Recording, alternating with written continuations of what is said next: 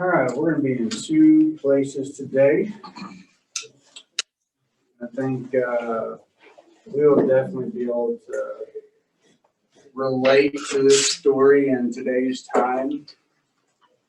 So the first part will be Acts 19 and 23 through 41.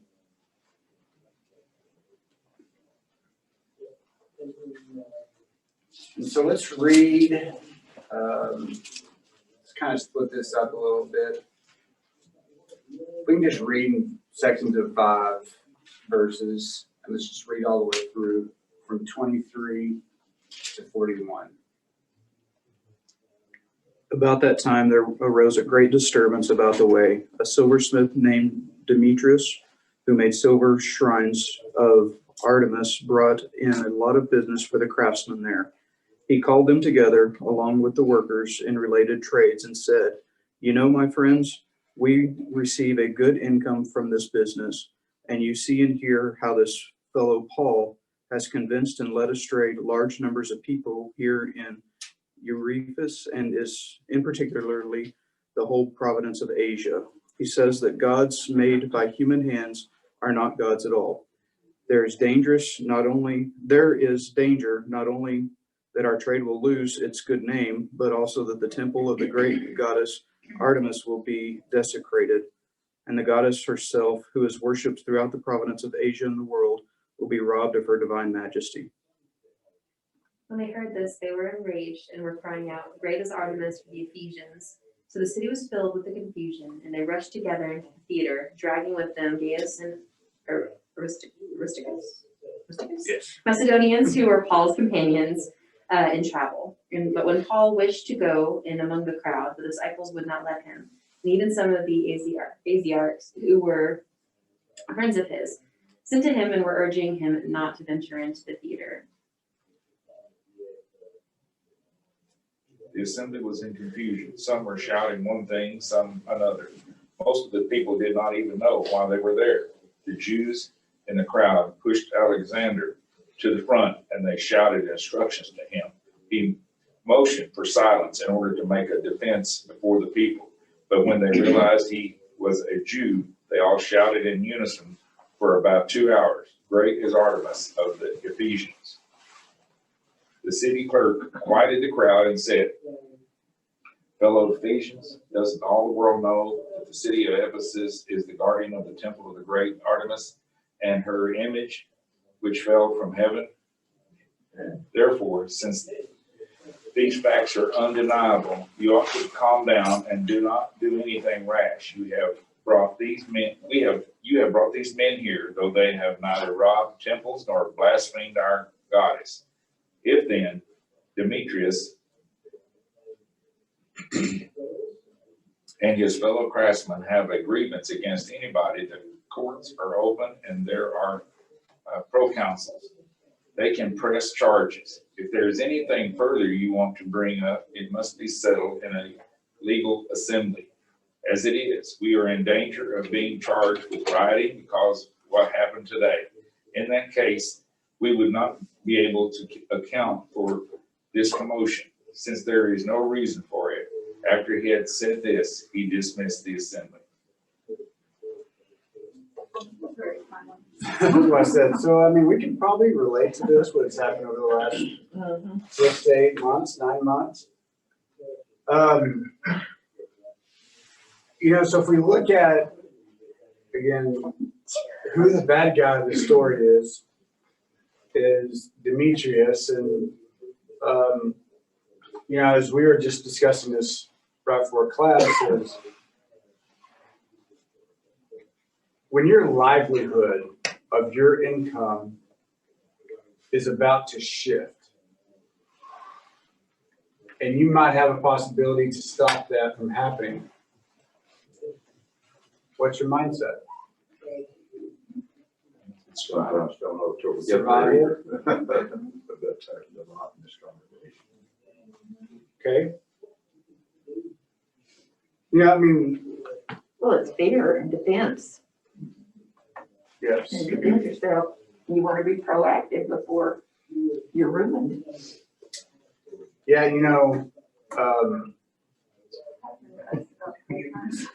Yeah. Well, and so what's funny is, you know, we were just watching Band of Brothers last night.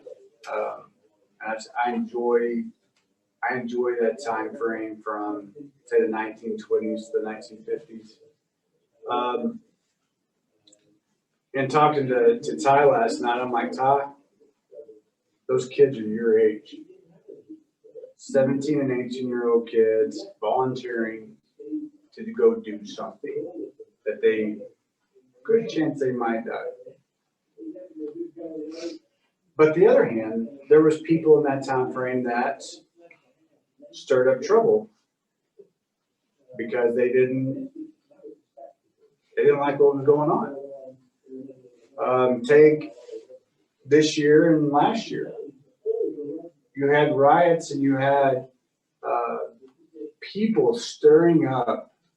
You know, I look at it from my family's perspective, and I know what buttons I can push to get them riled up. And so if I'm already upset and then somebody starts pushing my buttons, what does that make me? Angry. Even more angrier. Makes you very manageable. That's right. And so what gets us stirred up? When we read this story, and the passage that I think is kind of comical and is that there was people going along with the crowd that didn't even know what was going on. And so, again, what we've seen over the last 6 to 9 months,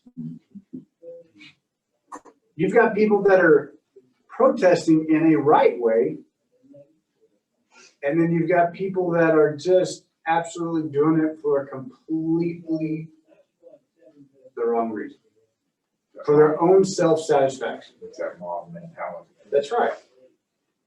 And so, And you're right, it's not a new thing. I mean, emphasis. that's right. But, you know, like you said, I didn't hear so much about it in World War II, but during Vietnam, it was horrible. In the 60s, early 70s, which of course you guys know nothing about except for history. But I mean, lots of rioting and flag burning and stuff like that. It's not a new.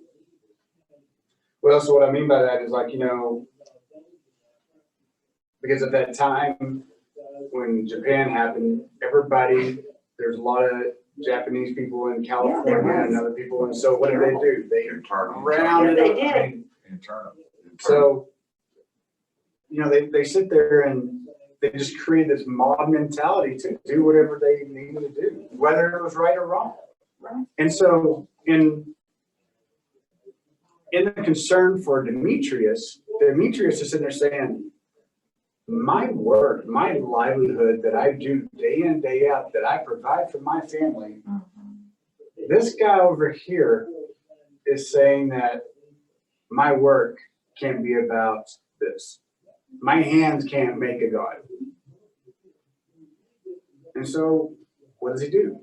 He starts talking to the other people in the market going, hey, if that guy keeps on talking, we lose everything. What do y'all want to do? And he just starts pushing their buttons. Questions, thoughts? That's fear. I think that's at the root of everything, is this, something is going to be taken away from you, or you're not going to be able to get this or do this anymore if you don't act, and that just spirals. But it's a fear. It's where it all, from then to now, it's the same thing. It's just there's a spark of fear that twists and turns into something not necessarily productive, but gets fast results. And it seems like that's kind of what, by the time it got through enough Ephesians, it was like they're gonna make our goddess upset and we're gonna lose everything. Like, this has to stop.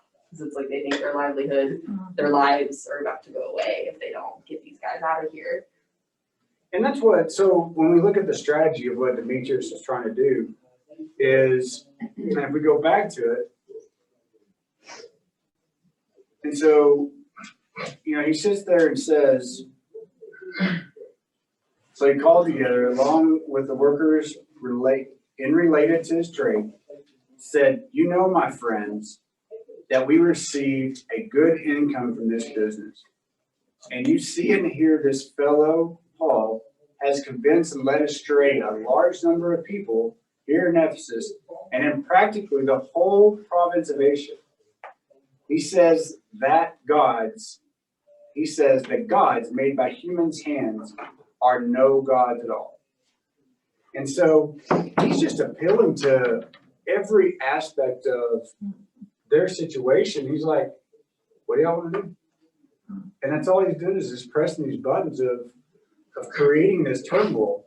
So you can see the strategy that he's doing. So if we think of it in hindsight, what would be a more proactive or constructive way that Demetrius could have done differently? He could have gone in person and talked to Paul about what he's teaching, how it's affecting his business and stuff. But Wouldn't have done any good. wouldn't have changed Paul's mind, but maybe he would have understood more, and it might have helped him pursue some other direction of making things with these craftsmen. You could make jewelry, That's it. something else. What they do now. Something pretty. Change it to So, Well, and even the proconsul said, go to the people in charge. In other words, talk to the authorities and say, this is a problem, what can you do about it? Instead of We've got a mob mentality. some things in place Yeah. for this reason. Well, like Ephesus was the capital of Asia, if I remember correctly. I don't know when it became the capital of Asia, but it was the largest city in Asia. And I think I remember one time studying about it, and it's like it was one of the 5 largest cities in the Roman Empire. So it's like, how much of a risk is your business actually at? First of all. Second of all, I mean, you know, I think clerk points it out really well. It's like you have avenues that are through the judicial system, and you have people in this city who also are making money off of Artemis being the goddess who you serve. I don't know, just appeal to the relationships first. I mean, that seems to be more useful and less inciting of the possible wrath of the Roman Empire.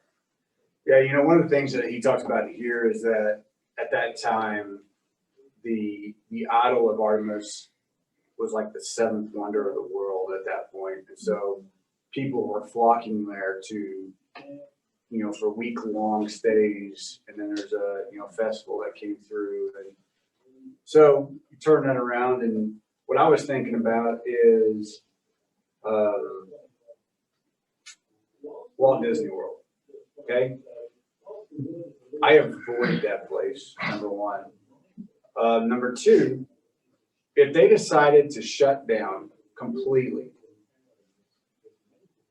what about all the hotels around that place? What about all the restaurants around that place? What about the city of Orlando? The city, or, I mean, again, if all that was to change, I mean, you might have a different attitude, like, you're absolutely destroying our way of life. I mean, so I can see how, and again, going through COVID and all this other stuff that,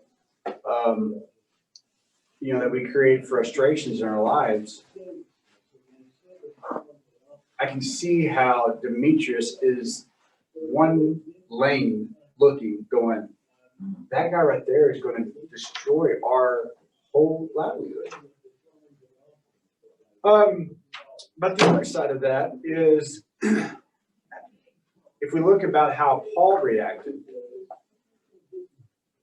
you know, Paul wanted to go and talk to him and to do all these different things. And he even mentions in other books, you know, obviously in 1st and 2nd Corinthians, where he talks about how God took care of them and how other people that weren't part of the faith took care of them. The guy that got up and, while he was a Jew, wasn't a follower of Christian and was calming down the mob. So it got me thinking about, in just today's life,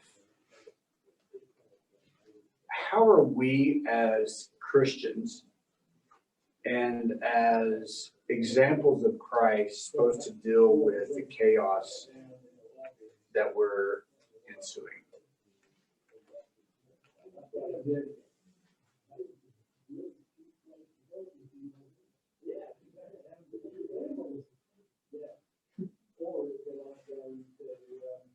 Well, you don't return the hatefulness with your own hatefulness. You are reasonable and calm and kind. What is it? You turn away wrath with kindness. And I think that's the answer, not that that's going to solve the problem the way you want it solved. And I think another thing Christians need to remember is that God's in charge. And whatever happens, you have to be willing to work within that. In a Christ-like way, I guess. Well, there's definitely things that people are doing that are not supporting that by any means right now. I think people are just so focused on themselves, focused on what they want instead of what we need as a country and all that, you know, with all the rioting and all. I just think that people need to think, you know what, it's just, we got to turn to the person, turn to God instead of worried about so much about who's in control at the White House so much. I don't think that that relieves us of responsibility as citizens, Oh, no. but it has to be done the right way. Being hateful, Well, maybe too, it's action instead of talk, you know, that's something that's always bothered me when people are real strong one way or the other in politics, you know, or actually that aren't in politics, that just have an opinion about everything. And I just think, well, why aren't you running? If you feel that strong, you know, why aren't you doing something and changing it, you know, if it's such a huge thing in your life.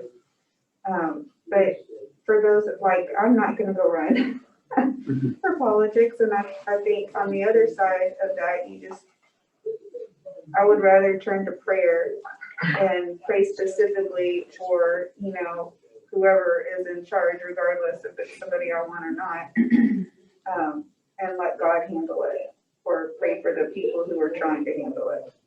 Yeah, that's kind of like what I was going for. Yeah.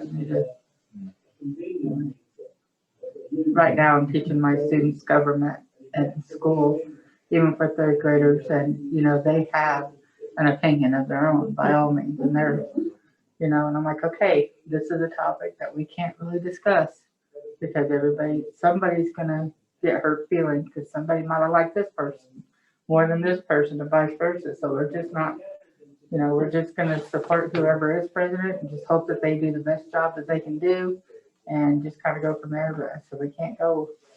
I said, it's such a touchy subject. I said, I think we've tied identity to a lot of those things politically, and it's like, oh, then I think for Christians it can be especially dangerous to find identity in politics because that's not what we're called to have our identity in. And like, yeah, I think there are things that are important that Christians need to be active and speaking out about and being, you know, stand out in their community, whether that's like a community at large, like a politician, or within their community on a smaller level. But it's like making sure that we understand our identity, our citizenship, our true citizenship, and kind of prioritize that way. And I also think we fall into, that's why I think social media makes it even harder to fall into those little traps, because like social media is not a good way to make anybody change their mind. Like nobody has ever changed their mind on Facebook because of an article someone posted. Like it's not how it works. It's like people talking to people and sharing and seeing each other and how they, you know, their concerns or things that are close to their heart, or what changes hearts, or what changes people's opinions. And so it's like, I think it's just kind of, Christians can de-escalate situations by avoiding those pitfalls and and focusing more on their communities, whether it be large or small. or whatever circle they find themselves in. I think everything you guys said, like talking to people, living it out, finding the mediation, standing out. And because it kind of comes out to when they try to push Alexander in front of everybody, the minute they even knew, hey, you're a Jew, they were like, no, we're not listening to you, and shut down. So those little forums that have worked, and the certain push and call community that worked, they weren't gonna hear them, they were already done. So it's unfortunate, but you can't argue with people that have no reason behind their thoughts. And so, Paul talks about how we have to respond in a manner and in situations like this, and especially when we feel like that we're being provoked and so one of the verses that we were looking at is 1 Corinthians 13.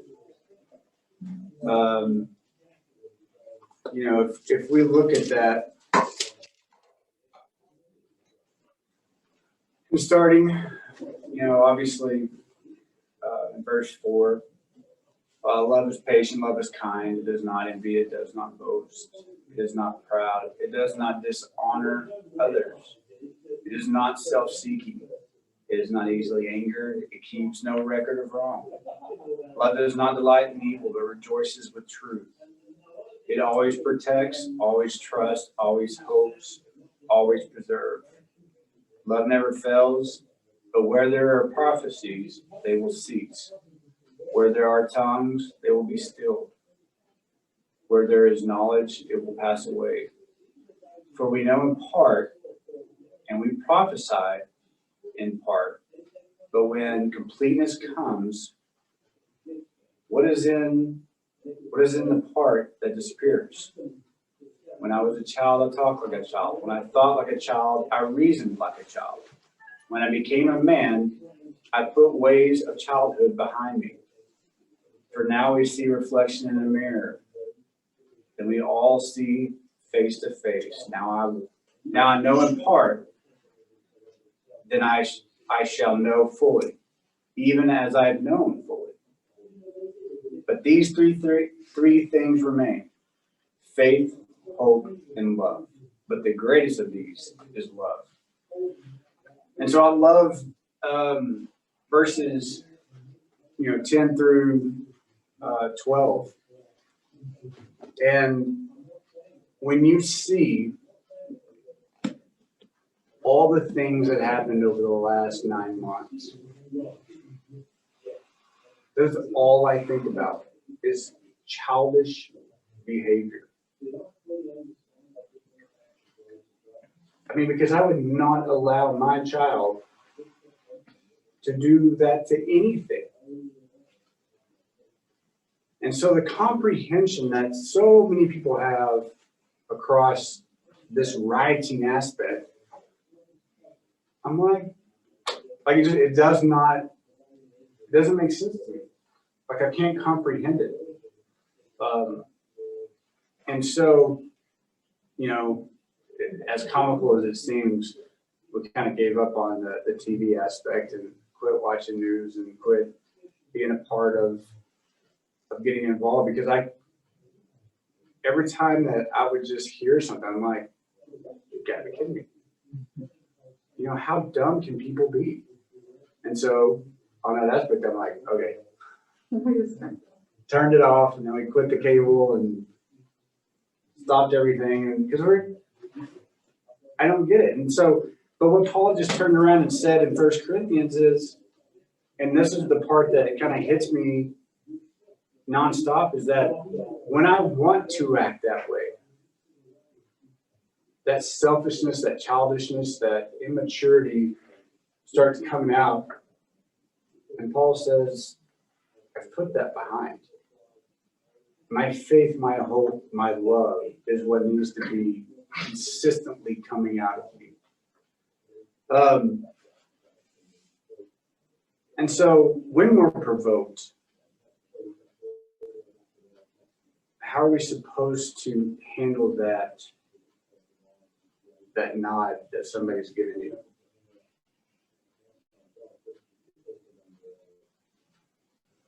With no response. But like everybody else said, with that turn of action of love and Kindness, Slow to anger. or just, you think, and then go on. Non-confrontational, maybe. well, Yeah, That's the way Jesus was when he was going through his trial and persecution. He did not return what he was getting. and that's what,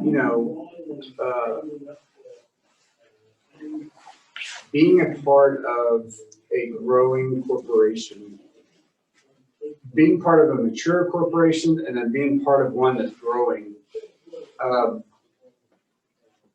deal with very immature leadership.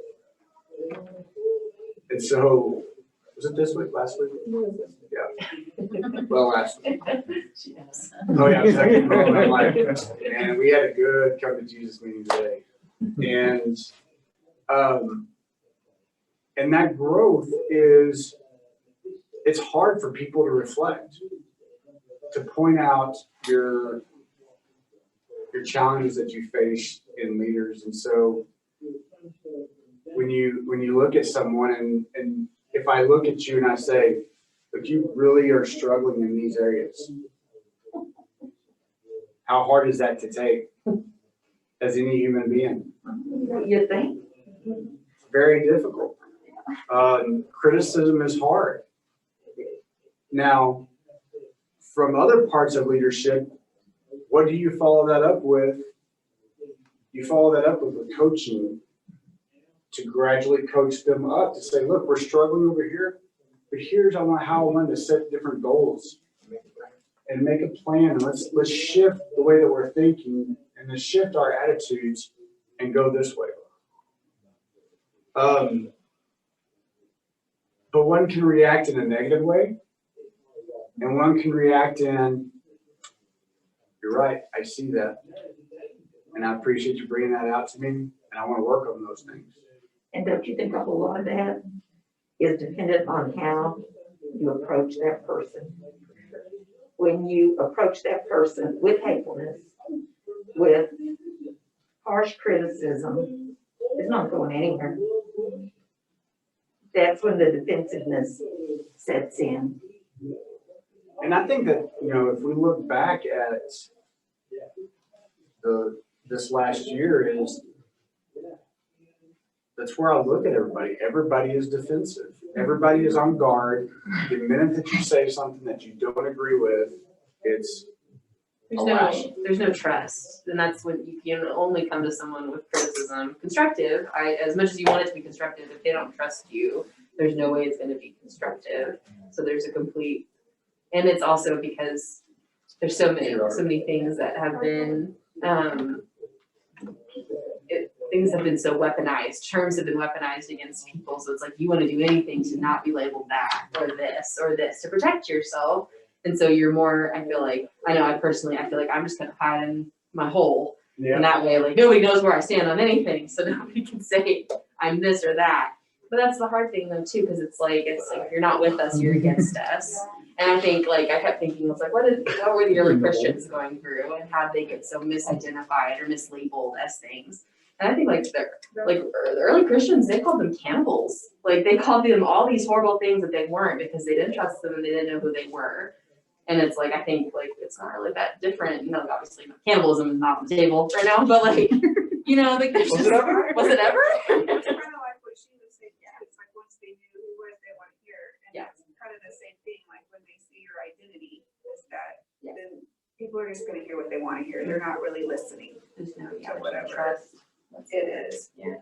But that's what's hard. That's what's hard, especially right now. I think is that how do you shift? You can't. The people need the word, because if they were in that and they practice that, you can hear that's out. Right. Otherwise, they would be a little slower to anger, and they'd be a little. I was like, man, I wish I could get a whole thread of these back and forths. I don't really read them, but I bet you found one. And did the little, how they do memes and they translate it or whatever, and softened everyone's comments, come back at them in like a love way. Yeah. They'd be like, oh, The I don't know. sandwich. It'd just be interesting. Yeah, I it love is. you. Oh, this is, but I love you. I try to just get that compliment. Constructive cookie. Yeah. With the I'm like, inside. compliment sandwich. Compliment sandwich, that's it. And It's so, like as little kids, I love you. I don't know what you're doing. Yeah. well, and so, you know, Paul talks about this and, in, let's see, 1 Timothy, I had it, but I can't get through. So 1 Timothy 2, verses 1 and 2, it says, I urge you then, first of all, that petitions, prayers, intercession, and thanksgiving be made for all people, for kings and all those in authority, that we may live peacefully and quiet lives in all godliness and holiness. And then he also says that in Romans 13, 1 through 5, he said, let every one be subject to the governing authorities, for there is no authority except that which is God has established, that which God has established. The authorities that exist have been established by God. Consequently, whoever rebels against the authority is rebelling against what God has instituted. And those who do not do so will bring judgment on themselves. For the rulers hold no terror for those who do right, but those for who do wrong. Do you want to be free from fear of the one who has authority? Then do what is right, and you will be commended. For the one in authority is God's servant for your good. But if you do wrong, be afraid, for the rulers do not bear the sword for no reason. They are God's servants, agents of wrath, to bring punishment on the wrongdoers. Okay, and you have to remember during this time, they were being persecuted. So that is very hard to read and understand. That is right. And, you know, I truthfully think that in these times, we're not being persecuted from a livelihood, but we are being persecuted by our faith. And so how do we react to that? We react to that in love, kindness, knowing who is in charge. And showing that my faith is not a threat to you. That's right.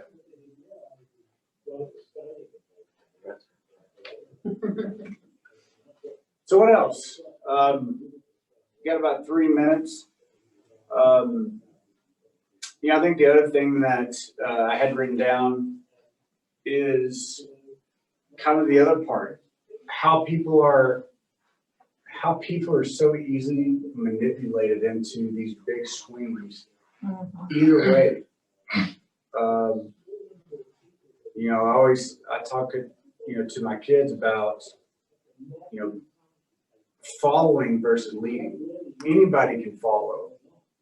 You can follow anybody into whatever fire they want to go into.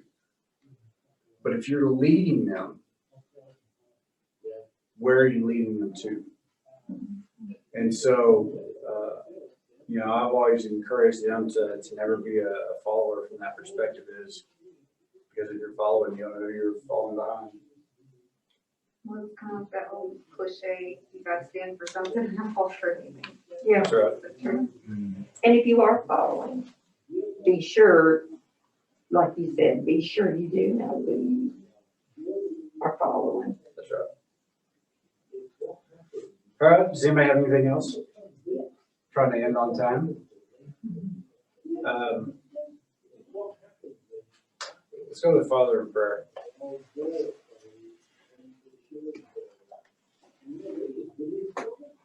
Father, we humbly come before you today. As we go through our life on this earth, knowing that it is a temporary place, and that our goal in life is to serve you and to show others your grace and your love. But also to be fear in your reverence, to know that our hearts and minds aren't to sway back and forth, but to keep our eyes set on you. God, as we go through this time on earth, we ask that you allow us to be strong in the faith, keeping our eyes set on you, and to not be able to be manipulated by those and by Satan that distracted us from our purpose. And God, as we are seeing times of turmoil and chaos, and allow our behavior, especially our spiritual behavior, to be that in line with what Luke and what Paul was talking about loving, and how it doesn't cause, loving people does not cause hatred. What it does is it shows kindness and selfless behavior. And God, I pray that you continue to give us that strength.